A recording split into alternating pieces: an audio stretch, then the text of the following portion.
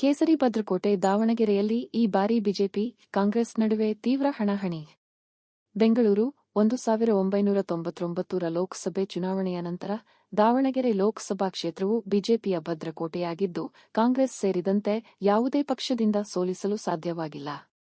ಈ ಬಾರಿ ಕರ್ನಾಟಕದ ಮಧ್ಯ ಭಾಗದಲ್ಲಿರುವ ಬೆಣ್ಣೆ ನಗರಿಯಲ್ಲಿ ಪರಸ್ಪರ ಸಂಬಂಧಿಗಳೂ ಆಗಿರುವ ಎರಡು ಪ್ರಬಲ ಕುಟುಂಬಗಳ ಮಹಿಳಾ ಅಭ್ಯರ್ಥಿಗಳ ನಡುವೆ ಜಿದ್ದಾಜಿದ್ದಿನ ಹೋರಾಟ ಆರಂಭವಾಗಿದೆ.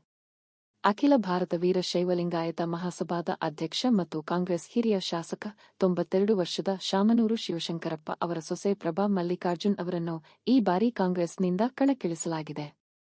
ಅವರ ಪತಿ ಎಸ್ ಮಲ್ಲಿಕಾರ್ಜುನ್ ಮುಖ್ಯಮಂತ್ರಿ ಸಿದ್ದರಾಮಯ್ಯ ಅವರ ಸಂಪುಟದಲ್ಲಿ ತೋಟಗಾರಿಕಾ ಸಚಿವರಾಗಿದ್ದಾರೆ. ಹಾಲಿ ಸಂಸದ ಜಿಎಂ ಸಿದ್ದೇಶ್ವರ್ ಅವರ ಪತ್ನಿ ಗಾಯತ್ರಿ ಸಿದ್ದೇಶ್ವರ್ ಅವರನ್ನು ಬಿಜೆಪಿ ತನ್ನ ಅಭ್ಯರ್ಥಿ ಎಂದು ಘೋಷಿಸಿದೆ. ದಾವಣಗೆರೆ ಕ್ಷೇತ್ರದಿಂದ ಸಿದ್ದೇಶ್ವರ್ ಅವರು 2004, 2009, 2014 ಮತ್ತು 2019ರ ಸಾರ್ವತ್ರಿಕ ಚುನಾವಣೆಯಲ್ಲಿ ಬಿಜೆಪಿಯಿಂದ ದಾವಣಗೆರೆ ಕ್ಷೇತ್ರವನ್ನು ಪ್ರತಿನಿಧಿಸಿದ್ದಾರೆ.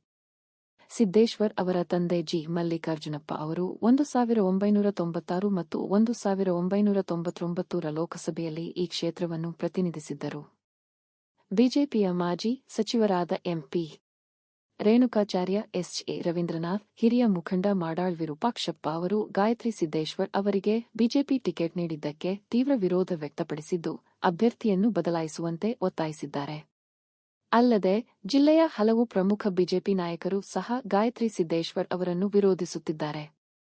ಕಾಂಗ್ರೆಸ್ ಕೂಡ ಈ ಬಾರಿ ಪ್ರಭಾ ಮಲ್ಲಿಕಾರ್ಜುನ್ ಅವರನ್ನು ಕಣಕ್ಕಿಳಿಸುವ ಮೂಲಕ ಬಿಜೆಪಿಗೆ ತೀವ್ರ ಪೈಪೋಟಿ ನೀಡಲು ನಿರ್ಧರಿಸಿದೆ.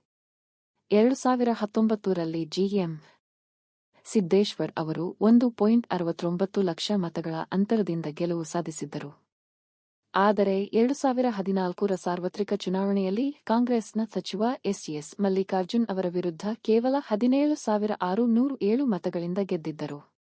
ಈ ಬಾರಿ ಮಲ್ಲಿಕಾರ್ಜುನ್ ಅವರ ಪತ್ನಿ ಪ್ರಭಾ ಅವರೇ ಕಣದಲ್ಲಿರುವುದರಿಂದ ಮುಂಬರುವ ಲೋಕಸಭೆ ಚುನಾವಣೆಯಲ್ಲಿ ಬಿಜೆಪಿ ಗೆಲುವು ಅಷ್ಟು ಸುಲಭವಲ್ಲ ಎಂದು ಸ್ಥಳೀಯರು ಹೇಳಿದ್ದಾರೆ. ಪ್ರಭಾ ಮಲ್ಲಿಕಾರ್ಜುನ್ ದಂತ ವೈದ್ಯೆಯಾಗಿದ್ದು, ಎಸ್ಎಸ್ ಕೇರ್ ಟ್ರಸ್ಟ್ನ ಲೈಫ್ ಟ್ರಸ್ಟಿ ಮತ್ತು ಬಾಪೂಜಿ ಎಜುಕೇಷನಲ್ ಅಸೋಸಿಯೇಷನ್ನ ಆಡಳಿತ ಮಂಡಳಿಯ ಸದಸ್ಯೆಯಾಗಿದ್ದಾರೆ. ಅವರ ಪ್ರತಿಸ್ಪರ್ಧಿ ಗಾಯತ್ರಿ ಅವರು ಕೇವಲ ಪಿಯುಸಿ ಓದಿದ್ದಾರೆ. ದಾವಣಗೆರೆ ಲೋಕಸಭಾ ಕ್ಷೇತ್ರವು ಜಗಳೂರು, ಹರಪನಹಳ್ಳಿ, ಹರಿಹರ, ದಾವಣಗೆರೆ ದಕ್ಷಿಣ, ದಾವಣಗೆರೆ ಉತ್ತರ, ಮಾಯಕೊಂಡ, ಚನ್ನಗಿರಿ ಮತ್ತು ಹೊನ್ನಾಳಿ ವಿಧಾನಸಭಾ ಕ್ಷೇತ್ರಗಳನ್ನು ಒಳಗೊಂಡಿದೆ.